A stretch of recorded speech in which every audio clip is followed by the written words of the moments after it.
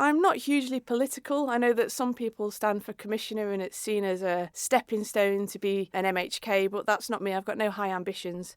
I see an opportunity to do things a better way, a different way, and I'd like to use my business background and my skills to help. What made you decide to stand? Sometimes I can feel a little frustrated with Peel Town commissioners, and I think it's easy to be a keyboard warrior and throw in an opinion but not really do anything. I think it's much harder to say, actually, I'm going to put my money where my mouth is and try and make a difference. So that's why I feel compelled to throw my hat in and help if they'll have me. What are you standing for or on, and what are the sort of key things on your manifesto that you'd like people to know? There's a few things, really. I think one of the main things is I'd like to see reform within Peel Town Commissioners itself. From my experience as a ratepayer, consultations with ratepayers are rare.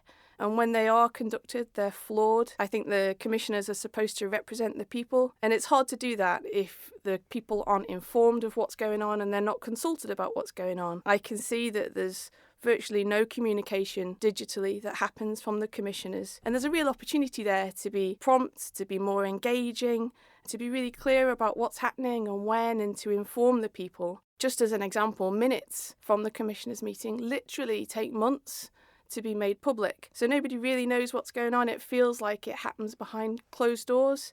And the processes that take place seem really inefficient and ineffective, and it leads to frustration from the ratepayers. What are the key issues facing Peel residents at the moment? I think there's a lot of different things and people have lots of different ideas, which is amazing. One of the things I'm personally really passionate about is about the young people in Peel. I think they're underserved and that there isn't really provision for the young people. And they're about 20% of our population. And at the moment, there aren't really any spaces for them to go. There's no safe spaces.